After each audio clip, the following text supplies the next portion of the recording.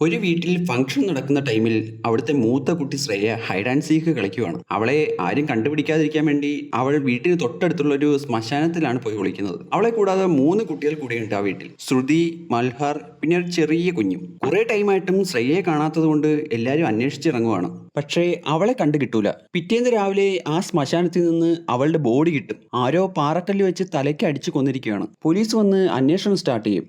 3 പേരാണ് സസ്പെക്ട് ലിസ്റ്റിലുള്ളത്. ഒന്ന് നെയ്ബറായ ആന്റണി. ആന്റണിയുടെ ഏറ്റവും പ്രിയപ്പെട്ട നായയുമായിട്ട് ഇവിടുത്തെ ചെറിയ പയ്യൻ മൽഹാർ എപ്പോഴും കളിക്കുമായിരുന്നു. അത് ആന്റണിക്ക് ഒട്ടും ഇഷ്ടമല്ലായിരുന്നു. അയാൾ എപ്പോഴും വഴക്ക് പറയും. ഒരു ദിവസം അയാളുടെ നായയെ ആരോ കൊന്നുകളയും. അത് മൽഹാറാണ് ചെയ്തതെന്ന് പറഞ്ഞിട്ട് അയാൾ ബഹളം ഉണ്ടാക്കും. ഇതിന് റിവെഞ്ച് എടുക്കുമെന്നും അയാൾ പറയുന്നുണ്ട്. ലിസ്റ്റിൽ രണ്ടാമതുള്ളത് അജയ് ആണ്. അതായത് ശ്രേയയുടെ അച്ഛൻ്റെ അനിയൻ. അയാൾ കുറച്ചു ദിവസം മുന്നേ സ്വത്ത് വീതം വെക്കുന്ന കാര്യം പറഞ്ഞിട്ട് പ്രശ്നമുണ്ടാക്കിയിരുന്നു. അതുമാത്രമല്ല, ശ്രേയയെ കാണാതായത് മുതൽ അയാളും മിസ്സിംഗ് ആണ്. മൂന്നാമത്തെ സസ്പെക്ട് കുട്ടിയുടെ അച്ഛനായ അമിത് തന്നെയാണ്. അമിതിന് ആ 2 പെൺകുട്ടികളെയും ഇഷ്ടമല്ലായിരുന്നു. അയാൾക്ക് മൽഹാറിനോടായിരുന്നു ഏറ്റവും ഇഷ്ടം. മൽഹാറിന് തിരിച്ചും അങ്ങനെ തന്നെയാണ്. അമിതിന് ഭാര്യയെ വിശ്വാസമില്ലായിരുന്നു.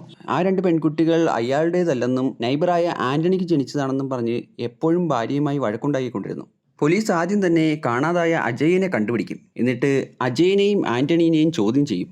അപ്പോൾ അജയുടെ കാമുകി സ്റ്റേഷനിലേക്ക് വന്നിട്ട് കുട്ടിയെ കാണാതായ ടൈമിൽ അവൻ അവളുടെ കൂടെ ഉണ്ടായിരുന്നു എന്ന് പറയും. ആന്റണി ആണെങ്കിൽ അന്ന് സെമിത്തേരിയിൽ വെച്ച് ശ്രേയയെ കണ്ടിരുന്നു എന്നും അവളോട് സംസാരിച്ചതിന് ശേഷം അയാൾ ടൗണിലേക്ക് പോയി എന്നും പോലീസിനോട് പറയും. പോലീസ് 2 പേരെയും വിട്ടയക്കും. കുറച്ചു ദിവസം കഴിയുമ്പോൾ ശ്രേയയുടെ അമ്മ രാവിലെ എണീറ്റ് കാണുന്നത് അവരുടെ രണ്ടാമത്തെ കുട്ടി ശ്രുതി മുകളിൽ നിന്ന് വീണ് മരിച്ചു കിടക്കുന്നതാണ്. നോക്കുമ്പോൾ അജയ് മുകളിൽ നിൽക്കുന്നു. പോലീസ് അവനെ കസ്റ്റഡിയിലെടുത്ത് നല്ല രീതിയിൽ ചോദ്യം ചെയ്യും. പക്ഷേ അവനൊന്നും അറിയില്ല. അപ്പോഴേക്കും ആ അമ്മയുടെ മനോനില തെറ്റി തുടങ്ങിയിരുന്നു. അവൾ എപ്പോഴും ആ ബ്ലഡ് സ്റ്റെയിൻ ഉള്ള സ്ഥലം കഴുകിക്കൊണ്ടിരിക്കുകയാണ്. അങ്ങനെ ഇരിക്കുമ്പോൾ അവിടുത്തെ ആ ചെറിയ കുഞ്ഞ് കരയുന്നത് കേട്ട് അമിത് പോയി നോക്കും. അപ്പോൾ മൽഹാർ ആ കുട്ടീനെ വെള്ളത്തിൽ മുക്കിക്കൊണ്ടിരിക്കുകയാണ്.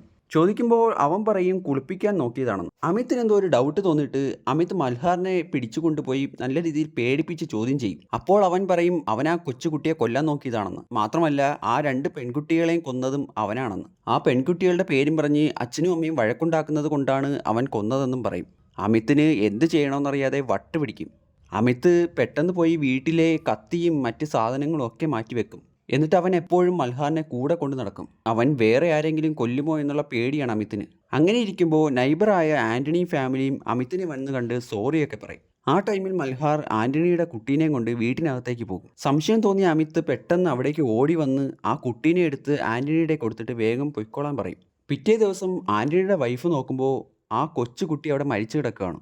അത് കണ്ട അമിത് മൽഹാറിനെ വിളിച്ചുകൊണ്ടുപോയി അവൻ്റെ കഴുത്തിൽ കയറിട്ട് കൊല്ലാൻ നോക്കുവാണ്. പക്ഷേ അമിതിനെ കൊണ്ട് അത് സാധിക്കില്ല. അപ്പോഴേക്കും പോലീസ് അമിതിൻ്റെ വീട്ടിലേക്ക് വരും. അമിത് അവരോട് മൽഹാറാണ് എല്ലാം ചെയ്തതെന്ന് പറയും. മൽഹാറിനോട് ചോദിക്കുമ്പോൾ അവനും സമ്മതിക്കും. അങ്ങനെ അവനെ സൈക്കാട്രി ഹോമിലേക്ക് കൊണ്ടുപോകും. അവിടുത്തെ ഡോക്ടേഴ്സ് മൽഹാറിനോട് വളരെ ഫ്രണ്ട്ലി ആയിട്ടാണ് പെരുമാറുന്നത്. അവരവൻ്റെ ബോഡി ചെക്ക് ചെയ്യുമ്പോൾ ബോഡിയിൽ നിറയെ മുറിഞ്ഞ പാടുകൾ കാണും. ആരാണത് ചെയ്തതെന്ന് എത്ര ചോദിച്ചിട്ടും മൽഹാർ ഒരക്ഷരം പോലും മിണ്ടില്ല.